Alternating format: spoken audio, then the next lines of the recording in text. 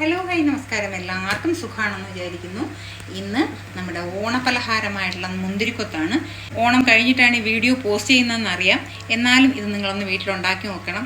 വളരെ ടേസ്റ്റി ആയിട്ടുള്ള ഈ മുന്തിരിക്കൊത്ത് നമുക്ക് എങ്ങനെയാണ് ഉണ്ടാക്കുന്നതെന്ന് നോക്കിയാലോ. ഒരു കപ്പ് ചെറുപയർ എടുത്ത് വെച്ചിട്ടുണ്ട് കേട്ടോ. ഇത് നന്നായിട്ട് വൃത്തിയായിട്ടൊന്ന് കഴുകി എടുത്തിട്ട് വരാം. അത് കഴിഞ്ഞതിന് ശേഷം അതിനെ വറുത്തെടുക്കാം. ഒരു പാൻ എടുത്ത് വെച്ചിട്ടുണ്ട്. നമ്മൾ ഈ കഴുകി വെച്ചേക്കുന്ന പയറുണ്ടല്ലോ, പിന്നെ ഒന്ന് നന്നായിട്ട് വറുത്തെടുക്കണം, മൂക്കണം കേട്ടോ. ഒന്ന് നല്ല പയർ മൂത്ത മണം വരും. ആ ഒരു സമയമാകുമ്പോൾ നമുക്ക് ഓഫ് ചെയ്യാം. ഒന്ന് കടിച്ച് നോക്കുമ്പോൾ നല്ല പൊട്ടണ പരുവുണ്ടല്ലോ, അത് ആ വെള്ളത്തിൻ്റെ അംശമൊക്കെ പോയിട്ടുണ്ട്. ഞാനൊരു 5 ഏലക്കയുടെ കുരു എടുത്തിട്ടുണ്ട് കേട്ടോ. അതിനെയും കൂടി അതിലോട്ടൊന്ന് ഇട്ടിട്ട് അപ്പോൾ ആ പയർ പൊടിക്കുന്ന കൂട്ടത്തിൽ തന്നെ ആ ഏലക്കയുടെ കുരുവൊന്ന് കിടന്ന് പൊടിയുകയും ചെയ്യും, ഒന്ന് മൂക്കുകയും ചെയ്യും. ആ ഒരു പച്ചപ്പ്, കാരണം ഒന്നിനും ഒരു പച്ചപ്പ് ഉണ്ടാവാൻ പാടില്ല. ഇല്ലെങ്കിൽ ഇത് കാരണം കുറച്ച് ദിവസം കേടുകൂടാതെ ഇരിക്കുന്ന ഒരു പലഹാരമാണ് കേട്ടോ. അതുകൊണ്ടാണ് എല്ലാം വറുത്തെടുക്കുന്നത്. എണ്ണയിലൊന്നും വറുത്തെടുക്കണ്ട, എല്ലാം ഡ്രൈ റോസ്റ്റ് ചെയ്തെടുത്താൽ മതി. അല്ല, നമ്മുടെ പയറൊക്കെ നല്ലതുപോലെ മൂത്ത് വന്നിട്ടുണ്ട് കേട്ടോ. ചിലങ്ക പോലെ തിരുമുന്നുണ്ടോ. ഇതിന് ഇനിയൊരു പരന്ന പാത്രത്തിലോട്ട് അങ്ങ് ഇട്ട് കൊടുക്കുക കേട്ടോ. ഈ പാൻ തന്നെ ഞാൻ അടുപ്പത്ത് വെച്ചിട്ടുണ്ട്. ഇതിലേക്ക് കുറച്ച് തേങ്ങ എന്ന് പറയുമ്പോൾ 1 കപ്പ് പയറിന് 1/2 കപ്പ് തേങ്ങ ഇടും. എങ്ങനെയാണെന്ന് വെച്ചാൽ തേങ്ങ ഇടുമ്പോൾ ടേസ്റ്റ് കൂടുതലാണ്. ഞാനിപ്പോൾ 1 കപ്പ് പയറിന് 1/2 കപ്പ് തേങ്ങ കേട്ടോ. അപ്പോൾ ഈ തേങ്ങ കുറച്ച് വലിയ പീസായതുകൊണ്ട് ഞാൻ മിക്സിയിൽ വെച്ച് ജസ്റ്റ് ഒന്ന് ക്രഷ് ചെയ്തിട്ട്, കാരണം എല്ലാ സ്ഥലത്തും ഒരേപോലെ ഒരേ പീസിൽ കിട്ടാവുന്നതിന് വേണ്ടിയിട്ട് കേട്ടോ. അപ്പം അതായത് ഈ തേങ്ങയുടെ ആ വെള്ളത്തിൻ്റെ അംശമൊക്കെ അങ്ങ് പോയി കിട്ടണം, അതാണ് വേണ്ടത്. ബ്രൗൺ ആക്കിയാണ് എടുക്കുന്നത്. ഇപ്പം ഇത്ര ഉണ്ടോ, ഇത്രയൊക്കെ മൂപ്പിക്കുന്നതേ ഉള്ളൂ കേട്ടോ. ഞാൻ ഒന്ന് ജസ്റ്റ് ബ്രൗൺ ഷെയ്ഡ് ആയി തുടങ്ങിയിട്ടുണ്ട്. അപ്പോൾ നല്ല ബ്രൗൺ ഷെയ്ഡിൽ വേണമെങ്കിൽ മൂപ്പിച്ചെടുക്കാം കേട്ടോ. ഒന്ന് തണുത്ത് വന്നിട്ടുണ്ട്.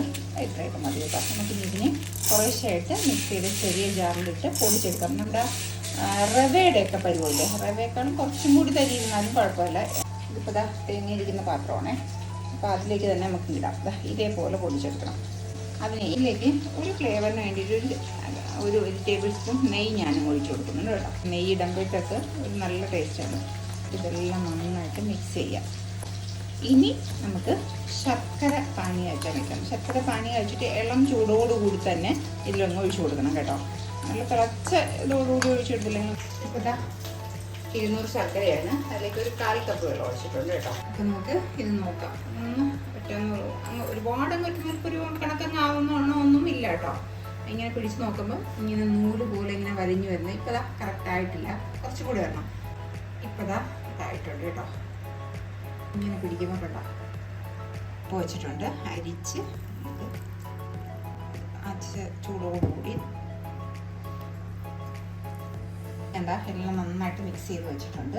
ഇനി നനഞ്ഞ കൈ ഉപയോഗിക്കരുത് കേട്ടോ. നമ്മൾ ഇതിനെ ചെറിയ ഉരുളകളായിട്ട് ഉരുട്ടിയെടുക്കുമ്പോഴത്തേക്ക് നമ്മുടെ കയ്യിൽ ആ ശർക്കര ഒന്ന് പറ്റി പിടിക്കുന്നതെന്ന് തോന്നുകയാണെങ്കിൽ ഒരല്പം ഓയിലോ നെയ്യോ എന്തെങ്കിലും നമ്മുടെ കയ്യിലാക്കിയിട്ട് ഇത് ചെയ്യണം. വെള്ളത്തിൻ്റെ അംശം വേണ്ട കേട്ടോ. ഇത്ര ഉള്ള ഉരുളകളായിട്ടാണ് ഉരുട്ടിയെടുക്കുന്നത് കേട്ടോ. നല്ല ടൈറ്റായിട്ടൊക്കെ ഇരിക്കും. ശർക്കരയും കൂടി ആയതുകൊണ്ടെങ്കിൽ ടൈറ്റായിട്ടിരിക്കും. ഇതിനെ നമുക്കങ്ങ് മാറ്റി വെക്കാം. ഇതേപോലെ കയ്യിലാവുമ്പോൾ കുറക്കി പൊരിക്കുന്നതിന് വേണ്ടിയിട്ട് ഒരു ബാറ്റർ തയ്യാറാക്കാം. സാധാരണ പണ്ടൊക്കെ എന്ന് വെച്ചാൽ പച്ചരി വെള്ളത്തിലിട്ട് കുതിർത്തിട്ട് അത് ഒന്ന് അരച്ച് കട്ടിക്കെടുക്കുകയാണ് ചെയ്യുന്നത് കേട്ടോ. ഇപ്പം ഞാനിപ്പോൾ പച്ചരിയൊന്നും ചെയ്യുമ്പോൾ എൻ്റെ കയ്യിൽ വറുത്ത അരിപ്പൊടിയാണുള്ളത്. ഞാനിപ്പോൾ അത് വെച്ചാണ് ഞാൻ ചെയ്യുന്നത്. നമുക്ക് എത്ര ബോൾസ് ഉണ്ടെന്ന് വെച്ചാൽ അതനുസരിച്ചിട്ട്, ബോൾസിൻ്റെ വലിപ്പം അനുസരിച്ചിട്ട് അരിപ്പൊടി ഇട്ട് കൊടുക്കുക. പിന്നെ മഞ്ഞൾപ്പൊടി കേട്ടോ, ഒരു കളറിന് വേണ്ടിയിട്ട് മഞ്ഞൾപ്പൊടി. ഞാനിവിടെ 1 ടേബിൾ സ്പൂൺ മൈദമാവും കൂടി ഇട്ടുണ്ട്. ഒരു ടേസ്റ്റ് കൂടുതലാണ് കേട്ടോ ഇങ്ങനെ ഇടുമ്പോഴത്തേക്ക്. ആദ്യം ഇതിലൊന്ന് നന്നായിട്ട് മിക്സ് ചെയ്ത് കൊടുക്കുക. ഇതിലേക്ക് വേണ്ടിയിട്ട് ഒരല്പം ഉപ്പും കൂടി ഇട്ട് കൊടുക്കുക. എന്നിട്ട് കുറേശ്ശെ നോർമൽ വാട്ടർ ഉപയോഗിച്ചിട്ട് കട്ടയൊന്നുമില്ലാതെ ഒന്ന് മിക്സ് ചെയ്തെടുക്കുക. ഇതിപ്പോൾ കണ്ട നല്ല കട്ടിയായിട്ടിരിക്കുകയാണ്. വേണമെന്നുണ്ടെങ്കിൽ 1 ടേബിൾ സ്പൂൺ നമുക്ക് ഒരു മുന്തിരിക്കൊത്തിനെ എടുത്ത് ഒന്ന് ഡിപ്പ് ചെയ്ത് നോക്കാം. ഇത് കറക്റ്റായിട്ട് വരുവാണെന്നുണ്ടെങ്കിൽ ഇത് മതി. ഇല്ലെങ്കിൽ 1 ടേബിൾ സ്പൂൺ വെള്ളവും കൂടി ഒഴിക്കണം കേട്ടോ. ഇതിപ്പോൾ ആദ്യം ഒരു മോദകത്തിൻ്റെ ആ കൂട്ടിനെടുക്കുക. ഇതേപോലെ ഒന്ന് ഇങ്ങനെ ആക്കുക. കണ്ടോ, ഇതിപ്പോൾ കറക്റ്റ് പരുവാണ്. ഇനിയിപ്പോൾ ഇത് വേറെ ഒന്നും ചെയ്യേണ്ട, നമുക്ക് എണ്ണയിലോട്ട് ഡയറക്റ്റ് അങ്ങ് ഇട്ട് കൊടുക്കാം കേട്ടോ. ഇട്ട ഉടനെ അങ്ങ് ഇളക്കാൻ നിൽക്കരുത്. ഒരു 2 മിനിറ്റ് വെയിറ്റ് ചെയ്തിട്ട് ഇളക്കാവുള്ളൂ കേട്ടോ. അല്ലെങ്കിൽ അങ്ങ് പൊടിഞ്ഞു വരും. കുറേശ്ശെ ഇളക്കി ഇട്ട് കൊടുക്കാം കേട്ടോ. ഇളക്കി ഒട്ടിയിരുന്നാലും കുഴപ്പമൊന്നുമില്ല. നമുക്ക് ഇതിന് ശേഷം അവസാനം നമുക്കങ്ങ് ഇളക്കി എടുത്താലും മതി കേട്ടോ. ഇപ്പോൾ ഇത് 2ാമത്തെ ട്രിപ്പും ആയിട്ടുണ്ട്. നമുക്ക് ഇതിൽ നിന്ന് കോരി മാറ്റാം. കണ്ടുകൊണ്ടിരിക്കുന്ന സമയത്ത് നിങ്ങൾക്ക് ഇഷ്ടമാവുകയാണെന്നുണ്ടെങ്കിൽ ഒന്ന് ലൈക്ക് ചെയ്തേക്കണേ, മറക്കല്ലേ.